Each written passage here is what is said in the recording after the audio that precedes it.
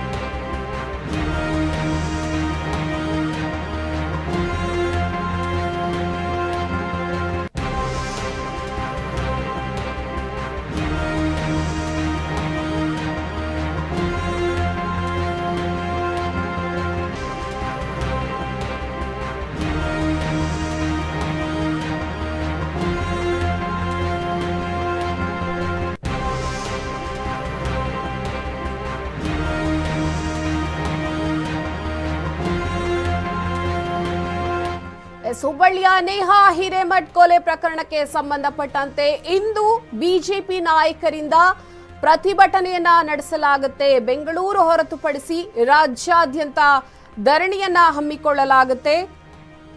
ತುಮಕೂರಿನಲ್ಲಿ ಅಶೋಕ್ ನೇತೃತ್ವದಲ್ಲಿ ಈ ಒಂದು ಪ್ರತಿಭಟನೆಯನ್ನ ನಡೆಸಲಾಗುತ್ತೆ.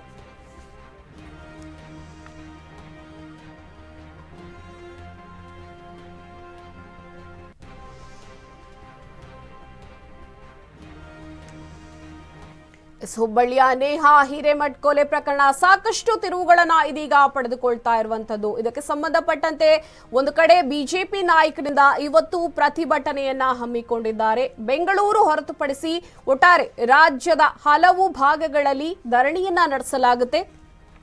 ಇದರ ಜೊತೆಗೆ ತುಮಕೂರಿನಲ್ಲಿ ಅಶೋಕ್ ನೇತೃತ್ವದಲ್ಲಿ ಈ ಒಂದು ಪ್ರತಿಭಟನೆಯನ್ನ ನಡೆಸಲಾಗುತ್ತೆ.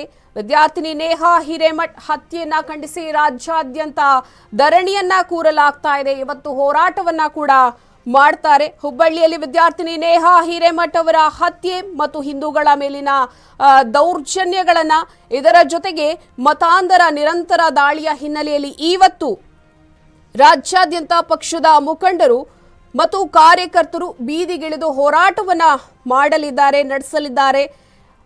ಎಕ್ಸ್ ಮೂಲಕ ಈ ಕುರಿತು ಪಕ್ಷದ ಕಾರ್ಯಕರ್ತರಿಗೆ ಹೋರಾಟಕ್ಕೆ ಕರೆಯನ್ನ ಕೂಡ ಕೊಟ್ಟಿರುವಂತಹದ್ದು. ನಮ್ಮ ಆದ್ಯತೆ ಏನಿದ್ದರೂ ಧ್ಯೇಯಕ್ಕೆ ಹೊರತು ಅಧಿಕಾರಕ್ಕೆ ಅಲ್ಲ ಅನ್ನುವಂಥದ್ದನ್ನ ಬಹಳ ಸ್ಪಷ್ಟವಾಗಿ ಇಲ್ಲಿ ತೋರಿಸಿಕೊಡಲಾಗ್ತಾ ಇದೆ.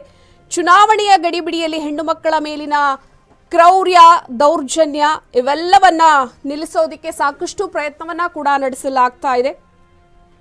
ನೇಹಾ ಹಿರೇಮಠ್ ಹತ್ಯೆ ಅತ್ಯಂತ ಅಮಾನುಷ ಘಟನೆ. ಇದೇ ರೀತಿ ಸಾಕಷ್ಟು ವಿದ್ಯಾರ್ಥಿಗಳು ಈ ಹಿಂದೆ ಕೂಡ ಸಾವನ್ನಪ್ಪಿದ್ರು. ಸಾಕಷ್ಟು ಹೋರಾಟಗಳನ್ನ ಕೂಡ ಮಾಡಲಾಗಿತ್ತು. ಇವತ್ತು ಕೂಡ ಈ ಒಂದು ಹುಡುಗಿಯ ಅಮಾನುಷ ಅಂತ್ಯಕ್ಕೆ ಸಾಕಷ್ಟು ಹೋರಾಟವನ್ನ ಬಿಜೆಪಿಯ ನಾಯಕರು ಪ್ರತಿಭಟನೆಯನ್ನ ಮಾಡುವಂತಹ ಲಕ್ಷಣಗಳು ಎದ್ದು ಕಾಣ್ತಾ ಇದೆ. ಇದರ ಜೊತೆಗೆ ಮಂತ್ರಿಗಳು, ಗೃಹ ಸಚಿವರು ಹಾಗೆ ಕೆಲ ಸಚಿವರು ಈ ಕುರಿತು ಸಾಕಷ್ಟು ಮಾತುಗಳನ್ನ ಆಡಿದ್ದಾರೆ, ಪ್ರತಿಕ್ರಿಯೆಯನ್ನ ಕೊಟ್ಟಿದ್ದಾರೆ. ಅಲ್ಪಸಂಖ್ಯಾತರ ಓಲೈಕೆಯೇ ಈ ಸರ್ಕಾರದ ಆದ್ಯತೆಯಾಗಿದೆ. ಭಾರತೀಯ ಜನತಾ ಪಕ್ಷದ ಸಿದ್ಧಾಂತಕ್ಕಾಗಿ ಜನ್ಮ ತಾಳಿದ ಪಕ್ಷ ಅನ್ನುವಂತಹ ಮಾತನ್ನ ಇವರಲ್ಲಿ ಬಹಳ ಸ್ಪಷ್ಟವಾಗಿ ಹೇಳಿರುವಂತದ್ದು.